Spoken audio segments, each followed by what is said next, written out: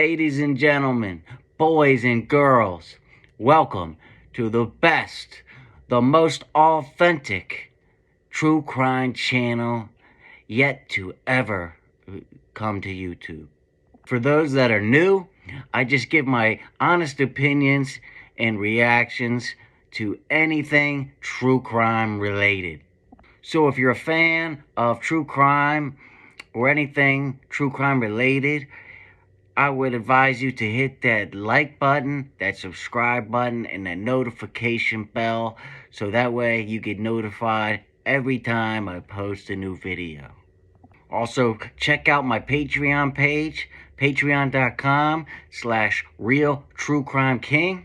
I've got a lot of goodies over there. I've got different packages for every type of budget, and I've got different things that you can do, all kinds of goodies over there. Welcome to the channel, and let's get to the video. What's up, guys? True Crime King back again. Alright, so Law and Crime has got some new information saying they're going to talk about how he wore surgical gloves and cleaned his car after committing the murders. So let's see what they got to say. Here we go. Welcome everybody to Law and Crime Daily. I'm Jesse Weber. The man accused of stabbing 4 young college students to death is sitting behind bars in an Idaho jail. This as his public defender and prosecutors from Latah County prepare for what's sure to be a very long legal process. Since koHBerger's arrest in Pennsylvania a week ago and the release of the probable cause document on his return to Idaho, we have learned more about the investigation into the quadruple murder. Law enforcement sources told CNN that the Hyundai Elantra that koHBerger was driving was cleaned from top to bottom by the suspect during surveillance of his parents' in Pennsylvania home. Well, I'll tell you what, he must have only cleaned the inside, because remember that footage from when he got pulled over? That outside was dirty as hell, you know?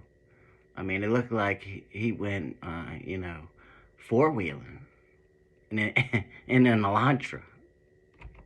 In koHBerger's movements, sources told the media outlet that the 28-year-old doctoral student was seen wearing surgical gloves. Investigators believe koHBerger killed Kaylee Gonsalves, Madison Mogan, Zainer Kernodle. When he didn't say when he was seen wearing surgical gloves, you know? That's a big detail. And Ethan Chapin inside of a rented home not far from the University of Idaho campus. At the time of the murders, koHBerger was studying at Washington State University, which is just a few miles away from the crime scene. When the semester was over, he and his father took a road trip across the United States in that very Watch how dirty this outside is. Hyundai Elantra back to Pennsylvania. I'm joined by my co-host and legal... Look at that. So yeah, if he cleaned it from top to bottom and only cleaned the inside, yeah, that would be a little suspicious, right? Analyst, public defender Bryan, former trial attorney Terry Austin, all three of us have had a chance to look over this affidavit, and while there is a lot of evidence against koHBerger, it's not as airtight as people might think. Bryan, you're a defense attorney. Where do you see the problems? All right, I'll start with the first one. The pinging of the phone associated with koHBerger is strong evidence, but it isn't without holes that the defense can argue. Using cell towers to track a suspect is a common practice amongst police officers and can be very helpful, but when you start digging a little deeper, doubt may grow. Whether it's reasonable is up for the jury to decide. Cell phone towers can have a radius of up to 25 miles. Many, especially in urban areas, can pinpoint a person's phone to a closer than a mile because there are so many towers in a given area. koHBerger's phone pinged off the towers that's in the area of the murders.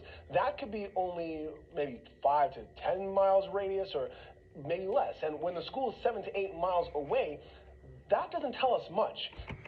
Yeah, I mean, he is right. I mean, if the cell tower covers only 10 miles, I mean, apparently where he worked and lived was only about 10 miles away from 1122 King Road, the house. In terms of the path of the vehicle, that's more art than science. As the officer himself says, he knows the path and he deduced which way it would go, but what if there are other roads? We know that people from the WSU also go to Moscow to party, so going there 12 times could have an innocent explanation. You know what, Brian? I actually think the cell phone data, coupled with the video footage of the white Elantra, is plenty to convince a jury that koHBerger is the killer. We know that koHBerger's phone was at his residence at 2:42 on December 13th, and then it traveled south. 5 minutes later, the phone stopped sending signals, meaning that it was either turned off or placed on airplane mode. The phone is then turned... Again, that's suspicious, right? It was only turned off or on airplane mode, you know, right before the time of the murders, and then turned back on right after the supposed murders happened. I mean, the murders happened, right? So... back on at 4:48 a.m. In addition to the cell phone evidence, the authorities have corroborating video of koHBerger's Look how dirty it is. white Elantra at the scene of the crime beginning at 3:39 a.m. on the 13th. The car was ultimately seen leaving the student residence at about 4:20 at a high speed of rate. All of this might be High speed of rate? High rate of speed. Circumstantial evidence, but it is enough evidence for the jury to conclude that koHBerger was at the scene of the crime when the murders took place. And the evidence also supports the argument that koHBerger intentionally turned his phone off. And as far as I'm concerned, he's trying to avoid detection, and it's a clear consciousness of his guilt. Yeah, I agree totally. All right, Sarah, I see that, but that's not the only potential problem I see in this case. The fact that we have an eyewitness, Dylan, of the suspect is huge, and the description could definitely be koHBerger. I think it's fair to say that everyone immediately went to his eyebrows when we heard the report, so let's go there. I'm on the fence. Does koHBerger have thin eyebrows? No. I don't think anyone's going to say that. But does he have bushy eyebrows? Bushy to the point that they would be an identifying feature when a person is wearing a mask? I think that's where reasonable minds can disagree. Yeah, see, that's what I was saying before. I mean, they're not, like, massively bushy, right? It depends on, you know, how you perceive eyebrows to be bushy, you know? Like, are mine bushy? Some people will say yes, some people will say no, right? That may cause doubt. The prosecution, of course, will parade a picture of him with... Like, okay, look at the guy in the middle here. Look at these eyebrows.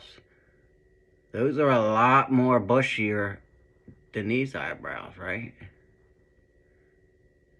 I mean, I would consider this guy in the middle here to have bushy eyebrows. koHBerger, and remember, Dylan saw him in the dark, you know, and she was frozen in fear. Apparently, that's what she's saying, right?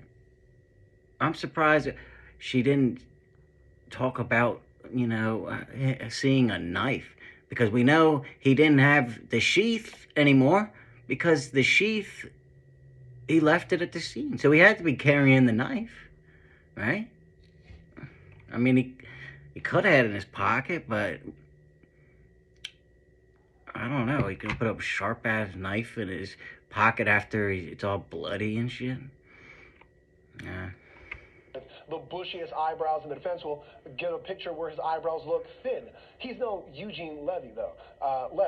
Now, Dylan will be yeah, so they're just putting that up there as an example of a guy with actual bushy eyebrows, you know? Examined on her sobriety that night, how much she slept, the lighting, which could raise more than just questions. But it's not just his appearance, but how she came about it. She was I still think Dylan needs to come out somehow and explain to everybody, you know, what exactly she was thinking, so we all can stop, you know, speculating about what she really did, you know. Close to the killer, and he didn't attack her. She was frozen, so scared, but never checked on her friends or called the police for another 8 hours. That may raise... I mean, it's possible he didn't attack her because, you know, she wasn't a threat, you know. He already came to do what he wanted to do, and maybe he was tired from, you know, because we know that they weren't sleeping now, at least most of them, right? We know Xana was on TikTok at 4:12, you know, and we know Dylan heard allegedly Bryan talking to her saying it was going to be okay, you know, and then we know Dylan said Kaylee said someone's here, right? So we know those two weren't sleeping, right? Raise a few eyebrows. You know what, Bryan? I do admit that the identification is not foolproof, but it was clear and it was concise. Based on DM's statement, we know that the homicide occurred between 4 a.m. and 4:25. But it's going to be hard for Dylan to, you know, pick him out of, or like say that it was actually koHBerger because he had a fucking mask on, right? She can't just say, "Oh, I saw his eyebrows," right? And he had gloves on, I'm guessing. Most likely, you know. They probably found that DNA under the button of the knife from, you know, he probably left that DNA there before the murders, right? And then he probably cleaned everything else except he forgot to clean under that button underneath. A.m. Or wipe it down at least, right? Now remember, DM heard the dog barking, she heard Kaylee say that someone is here, she heard crying sounds, and she heard a male's voice say, "It's okay, I'm going to help you." Plus, she saw a person. That's fucked up. And he said, "It's okay, I'm gonna help you," and then he fucking kills her and stabs her, you know? Probably stabbed her boyfriend first because I would assume he would be more of a threat to Bryan because he's a man, number one, and, you know, number two, he's gonna try and protect his girlfriend. At least that's what most men would do. Most real men, right? Protect your girl. Person matching koHBerger's general description passed right by her, and like you said, I mean, I know that's what I would do. She basically stood in frozen shock. That would give her plenty of time to check him out and know his appearance. So she described his appearance, his approximate height, his weight, his facial hair, and of course, that description could match multiple people, but only one person matching that description drove a white Elantra that was there at the time of the murders. And based on all that, I have very little doubt that he is the suspect. What? Yeah, the thing that's the nail in the coffin is the knife sheath that he fucked up and left with his DNA on it. I mean, he can't explain it, and that's, boom, pound the nail in. That's it, you know, as far as I'm concerned. But that's it. True Crime King, out.